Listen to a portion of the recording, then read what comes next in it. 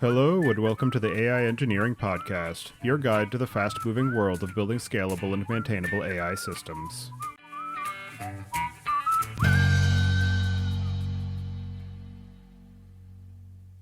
Your host is Tobias Macey, and today I'm interviewing Adil Hafeez about the Arch project, a gateway for your AI agents. So, Adil, can you start by introducing yourself?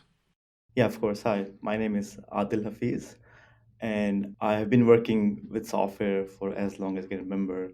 I got a hold of computers when I was really early age, and I fell in love with computers ever since. So in 2006, I moved to US to work for Microsoft. At Microsoft, I worked for Bing Relevance team, and then after a few years at Microsoft, I went to work with Amazon S3, then a few years at Dropbox and Lyft, and finally joined hand with Salman to bootstrap this startup that I'm working currently, which is Adremo, which is developing Arch Gateway. Do you remember how you first got started working in the ML and AI space? Yes, during my time at Bing is the first time I got introduced to ML. That's a long time ago, like in 2008 or 2008 and 10, around that time. I was working for Bing Relevance. That's where I learned the importance of label data. We had a whole team of human labelers, and all they did the whole day, the entire day was they were shown query results. All day they would do is label the results good, bad, or excellent, and we would use that data to train our model, which was based on gradient boosted entry to improve the ranking.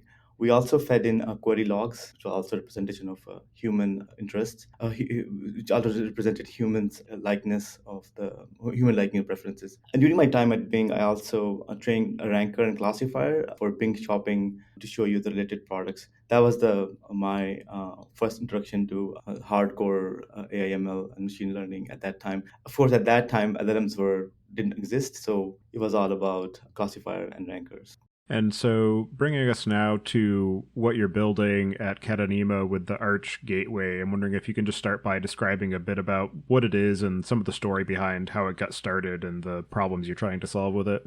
Yeah, 100%.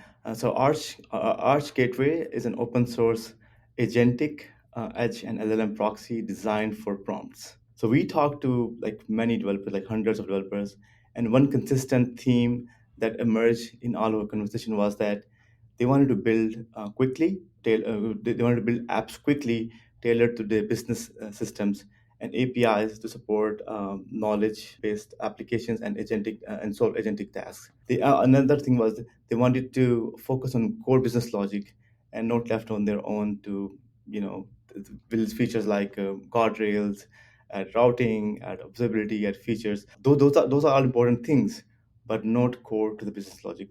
So Arch integrates several of these related capabilities in handling and processing prompts, so the developers can focus on high-level objectives and accelerate time to market. This means developers get cycles back to build undifferentiated prompt engineering work and to detect intent and extract data from the user queries to build high-quality agentic tasks or to build and maintain guardrails and to get unified interface to LLMs, calls to improve, and observability and resiliency. So all that is built and packed in Arch Gateway.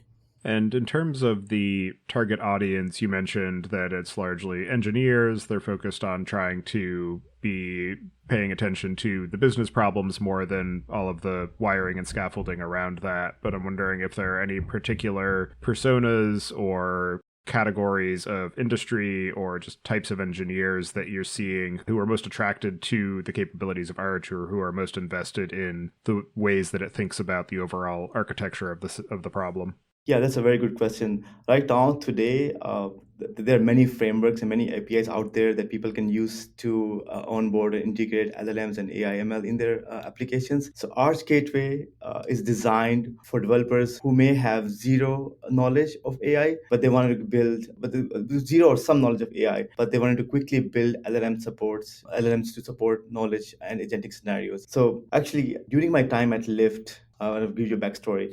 During my time at Lyft, I worked to deploy Envoy to manage our service deployments. The reason it quickly became de facto standard for cloud native application is because developers could use it to handle several complex problems like rate limiting, traffic management, retries, without having to worry about actually implementing those scenarios. And this meant developers could move faster and as became more resilient and easy to maintain and business profited. So one quick example there is that when we were scaling services at Lyft, we would see services getting browned out or services getting 5xx due to the load. So it was hard to pinpoint which endpoint or which service or which or why they're failing. So one quick thing was, why don't you go to the machine and tail their logs to see what's going on there? But we were emitting logs to S3 and other services, so it was hard to pull logs down to the machine to query those logs instantly.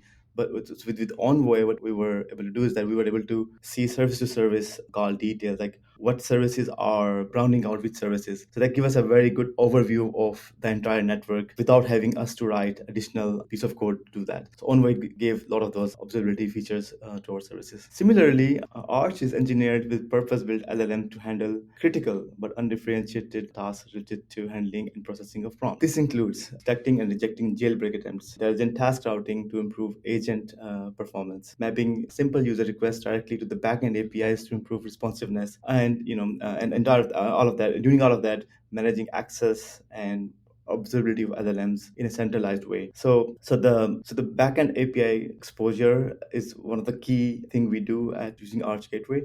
Is we expose our APIs through LLMs, so it's easier for the users and developers to converse or provide a conversational interface to your APIs. As you mentioned, there are a number of different components that are being built out in the LLM and AI and agent-based ecosystem. One of the first ones that comes to mind when I look at Arch and look at some of the positioning around it is the category of LLM gateways, which are largely built as a means of proxying to many different models, but giving a single interface to the calling application. And I'm wondering, what are some of the ways that you think about the areas of overlap and differentiation between the broad category of LLM gateways and even maybe some specific ones that you want to call out in comparison to how you think about the capabilities of Arch and its the areas where it's applied? Yeah, I think there are many benefits on offering unified access layer to different providers, but we don't think of it as a means of to abstract away LLMs. In fact, task routing, the work we are working at the moment, is especially so developers can leverage strengths of any LLM to maximize task performance while lowering the latency. So we are developing, we are continuously improving our models. I don't know if you know, they're open source, the models we have put on Hugging Face, and we can't wait to release those models, which are going to be hopefully very soon, maybe probably next month, which will be more better at task performance, parameter extraction, summarization, and intent recognition. So those models are gonna. We already have some models which are already out there in Hugging Face, but more models will come next month. The other broad category of tooling that I see Arch Gateway as having some measure of overlap with is the space of these agentic frameworks like LangChain, Llama Index, Haystack, etc., where they have a lot of the capabilities around things like task routing, being able to incorporate guardrails, tool calling, which are some of the things that Arch Gateway has in its feature set. And I'm wondering how you think about the use cases for Arch Gateway in that context and how the presence of those features in Arch Gateway maybe shifts the way that teams think about the overall architecture of their agentic applications. So there are a few things I want to highlight here. First thing, you can try and DIY this whole thing yourself. Like you can prompt the LLMs and you can bring in all the SDKs that are out there to showcase to deliver the features that we already are offering. And you can push that or you can push that responsibility to a software component exclusively designed for that scenario. Second, all the DIY effort you put in could go wrong in many ways. That way, thereby you're wasting time and cycles in integrating and maintaining different abstractions, which may or may not work together with other dependencies that you may bring in. So these are all open source projects, and they a lot of time they work, but sometimes they don't work. So you will end up wasting some time debugging and fixing issues that version incompatibilities or other access issues. Lastly, the separation of concern as a neat side effect. You can invite other members of your team. If you use our framework, you can have other members of your team that can come and collaborate along with you to build like platform engineers. One more thing I want to say is that Arch is the only agentic proxy designed for prompts today. It knows what to do with prompts in a real actionable way.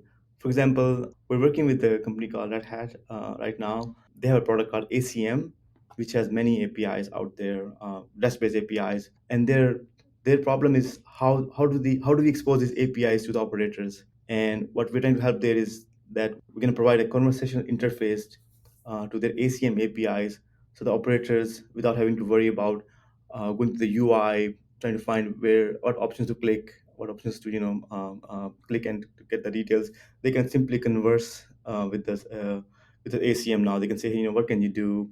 Can you show me the detail of that machine? Can you restart that machine, or things like that? You mentioned the prompt understanding, the guardrail capabilities. I'm wondering if you can talk to some of the ways that architecturally you've designed the Arch Gateway to be able to manage that type of processing. I know that it's a layer 7 gateway, but some of the ways that you think about the system design of Arch Gateway, the components that are necessary for it to be able to operate, and in particular, the ways that you have designed it for being able to evolve and adapt to the constantly shifting ecosystem that it's built within. So Salman, my other co-founder, he and I have spent many years in infrastructure companies. He spent many years at Amazon S3, EC2. I spent a lot of years at Amazon and Lyft. Our core principle when you were developing this gateway was to develop it such a way that it brings ease of use to the AI developers, and it's scalable and it's maintainable. So with that, we have two major components. The primary component of our gateway is the Rust component. It's written in Rust, designed to handle forward and process prompts from the LLMs we use for certain language tasks. And other part is the language model. So first part is the Rust component that manages the prompts. The other part is the language model. The language model is something we have fine-tuned in-house. We have ML scientists who are training this model. So the model is based off from Quen 2.5, and we have open source. It fits for 1.5 billion model parameter, 3 billion and 7 billion model on Hugging Face. You can go there and try it yourself. And it's trending number one on function calling tasks right now. It's quite powerful and has also ranked in top 5 in BFCL, which is Berkeley function calling leaderboard. The core capabilities of this model are function calling, which is the task-based routing, parameter extraction, and also engages in lightweight dialogue, and then it also can do a summarization of the results. So another very important part of the architecture is the gateway itself. As I mentioned earlier in our discussion, I spent quite some time working on Envoy at Lyft and helped manage it and deploy it as a distributed mesh proxy at Lyft to handle service-to-service calls and observability. The gateway is built on top of Envoy. We have extended Envoy to add support for LLMs as a first class support for LLMs, making it helps us making outbound calls to REST endpoints. So if we are making calls through Envoy, we get tracing and observability and rate limiting, logging, all those amazing things that Envoy already has. We are getting all those features in the gateway, and there are more things like intelligent retries, circuit breaking, and access logs. All those things are getting offered through to the benefit of Envoy to the Arch Gateway user. So yeah, that's about it. But I talked a lot, but I don't know if you have any questions there.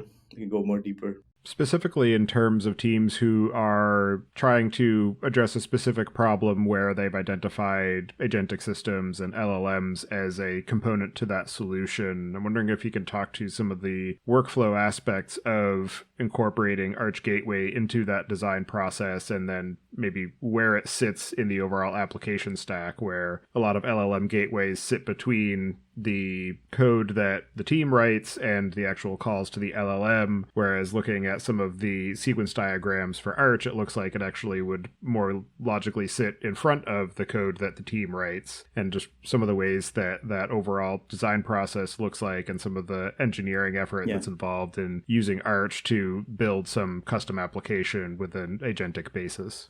Yeah, so Arch Gateway sits in between developer APIs, or the developer, and then the backend APIs, and can also interface to the upstream LLMs. So we sit in the middle. In the simplest form, you can use Arch Gateway to provide observability to your LLM calls. That's very simplest use case where you are, let's say, talking to OpenAI or Mistral or any other LLM. Instead of going to LLM, or instead of going directly to them, you can put Arch Gateway in the middle, and you don't need to change any code at all. We just transparently, send requests to upstream LLMs, and by doing so, you will give a lot of benefit of observability, tracing, access logs, rate limiting, token-based rate limiting, all those things. But that's just a very simplest use case. The more complex use cases, which AI developers really want, is the task-based routing, where you have a bunch of APIs, that REST-based APIs in your system, and you want a way of provide a conversational interface to your APIs.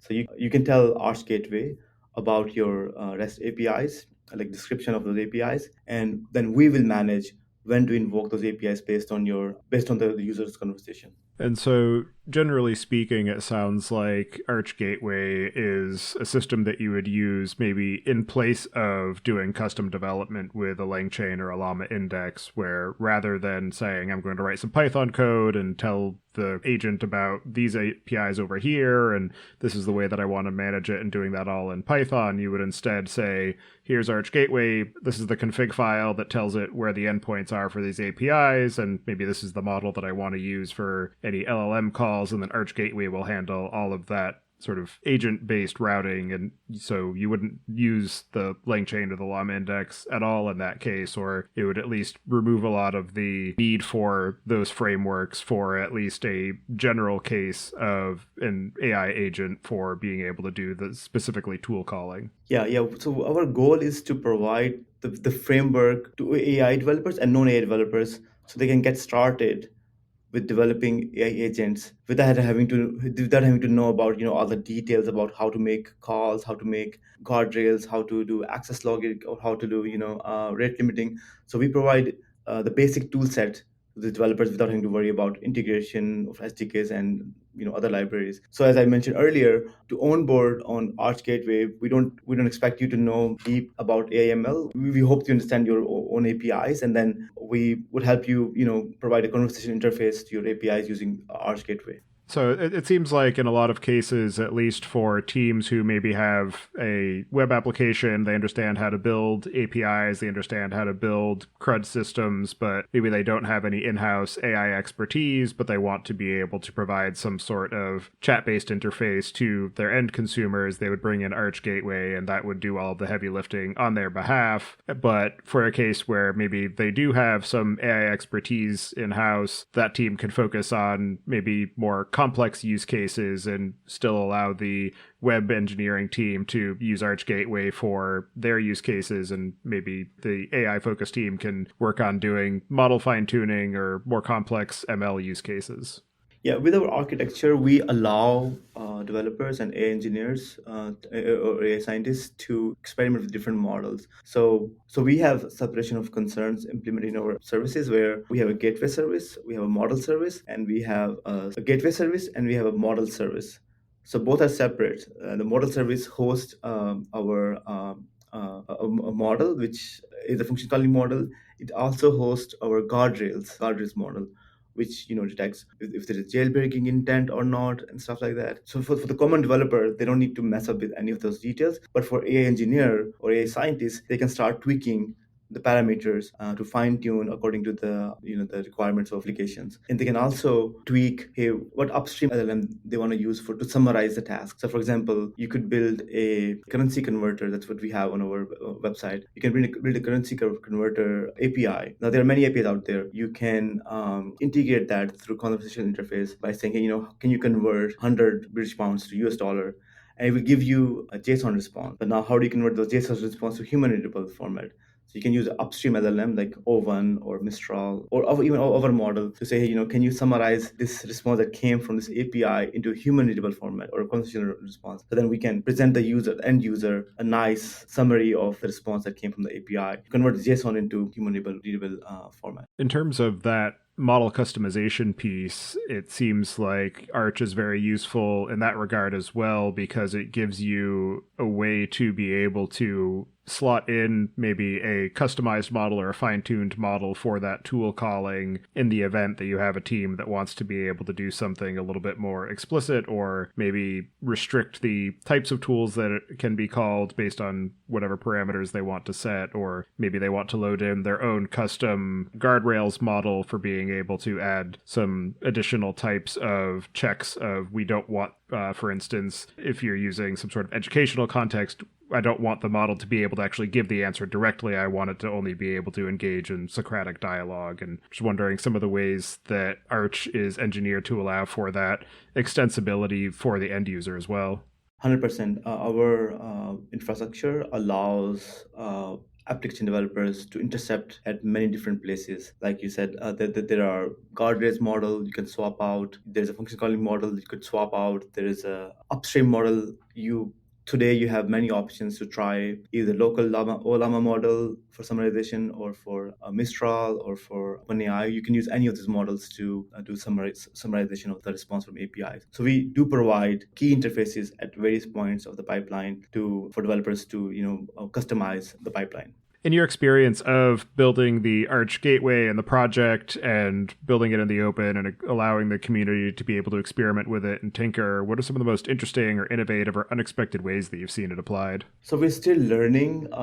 We are reaching out to various communities, like communities on Reddit and communities on Discord channels, to showcase our capabilities, and inviting others to partner with us and contribute with us. And by doing so, we are learning a lot more about what could be the potential for this gateway that we're building. So there are a lot of developers, there are a lot of use cases out there. There are a lot of companies who want to onboard LLMs into their infrastructure, but they are faced with this challenge of what SDK to use, what API to use, what model to use, and this slow down their experimentation quite a lot. And what our aim is there is to help those developers experiment and onboard faster from these LLMs to achieve their whatever goal they have in their mind.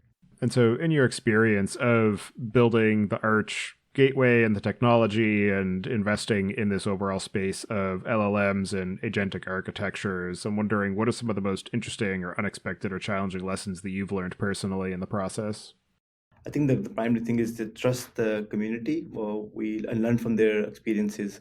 So whenever we are experimenting with a new feature, we tend to seek out our help from Reddit community and community from Hacker News, and see what they like or what they don't like. So that feedback, instant feedback, has helped us a lot in shaping the roadmap or shaping the feature set for our gateway. So I would say that you go and talk to the people around you, companies around you who are working, and the communities at Reddit and Hacker News. They're amazing resources. Share your ideas, get feedback, and then incorporate those learnings into your roadmap. Open source community is amazing. And for people who are interested in building some sort of AI based interface or application, what are the cases where Arch is the wrong choice and maybe they're better off using one of these frameworks or a different gateway or just a different architecture overall? Yeah, good question. So in its current form, Arch Gateway needs a GPU to run LLM, function calling model, and Docker system to operate. We understand that not everyone has a GPU, so we have hosted our model in cloud, so to help developers try out work out quickly and faster. And also the model that we developed is not general purpose, so you can't ask him questions about what the list of presidents of US since 1950. So it may answer those questions, but it's not designed for that task. Our model is designed for function calling, for task oriented scenarios. That's something we focus on, which is we're not a generic model. We're not necessarily competing with all the big companies out there. We're a very fine tuned model, a small model, able to able to route tasks appropriately to the right function. As you continue to build and invest in the Arch Gateway and some of the other technologies that you're building, what are some of the things you have planned for the near to medium term, or any particular industry trends that you're keeping an eye on to help direct your focus? So there are two key areas of investment which are very important to us. Number one is to build world's leading planning LLM. That would be adaptation of our function calling model today. And agent to agent interoperability scenarios are another one. We wanted to open up the use cases for developers to provide basic tools and technologies, how they can write agents that can communicate with each other. These are the two scenarios that are coming up a lot in our customer conversation, and we are excited about this work. So we actually are right now working on to adapt our function calling model for planning.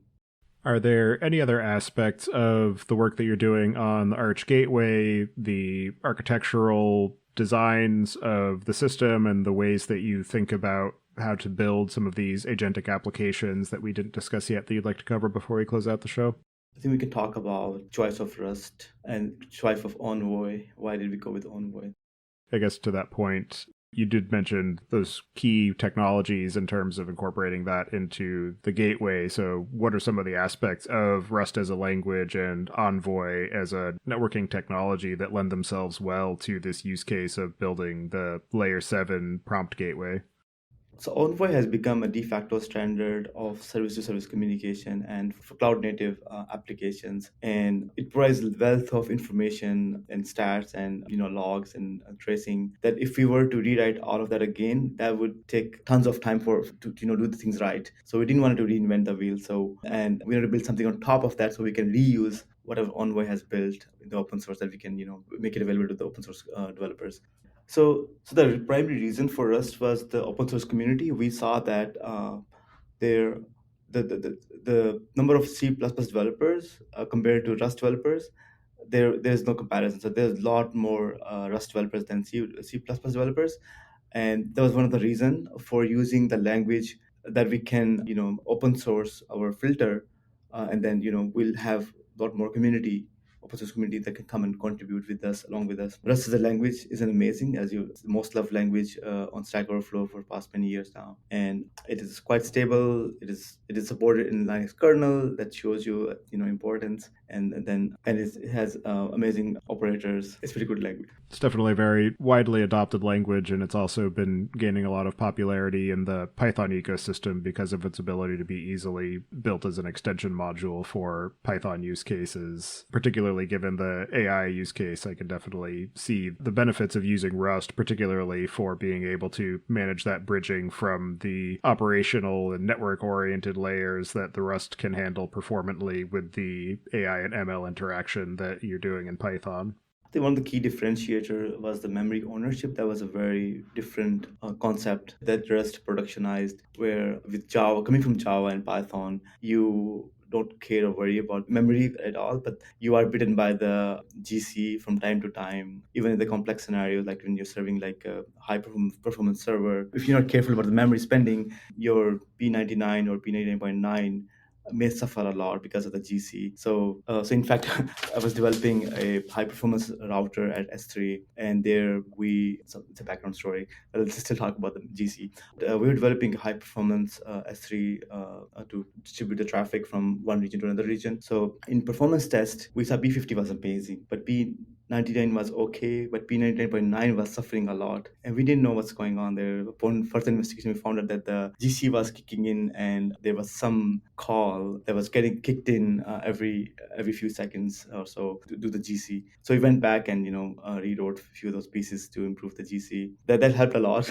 But coming back to the Rust side, we don't have GC problem anymore, because as soon as the ownership of the variable is taken away, the variable is discarded right away. It's taken back right away. It's like a C++ memory management, but without having to worry about a new endel by the developers. I think the compiler makes a very good effort in providing you with the right set of error codes. So it's in the community says it's in the community that the Rust compiler errors are actually actionable, and they give you further information. Hey, go click on this link to see more background information about why I gave you this error. And there are a lot more details, like there's a tool called Clippy, and there's a tool called formatting. Those are pretty nice tools that I use all the time to find static analysis and errors and bugs in my code. Pretty cool. Well, for anybody who wants to get in touch with you and the rest of your team and follow along with the work that you're doing and the evolution of the Arch Gateway, I'll have you add your preferred contact information to the show notes. And as the final question, I'd like to get your perspective on what you see as being the biggest gaps in the tooling, technology, or human training that's available for AI systems today. What we see is that they're all over the place. To build a basic AI application, you'd have to import multiple libraries and pray that they work together. So we are attempting to simplify writing AML applications by providing a simple interface, which is arch config.yaml file. I think open source models like Llama, Mistral, and others are providing amazing value to developers. But how do you onboard them is a challenge. Like as I mentioned earlier, what kind of SDK you use and how to do rate limiting, how to switch between models, which model perform better, how do you do A/B testing, how do you do disaster, load balancing among these models. So all these things are tricky and hard to implement. But as more and more use cases are productionized, we would see the need for these key features become more and more important in the near future. And I think something like Envoy can really help productionize AML use cases faster in near future. All right. Well, thank you very much for taking the time today to join me and share the work that you're doing on the Arch Gateway. It's definitely a very interesting project and definitely a very valuable entrant into the space of making it easier for teams to be able to incorporate AI and prompting into their overall stack without having to invest in a custom application development. So I appreciate all the time and energy that you and your team are putting into that, and I hope you enjoy the rest of your day. Thank you very much. Thanks for having me. Bye now. Thank you for listening. Don't forget to check out our other shows. The Data Engineering Podcast covers the latest on modern data management, and Podcast.init covers the Python language, its community, and the innovative ways it is being used. Visit the site to subscribe to the show, sign up for the mailing list, and read the show notes. And if you've learned something or tried out a project from the show, then tell us about it. Email hosts at aiengineeringpodcast.com with your story.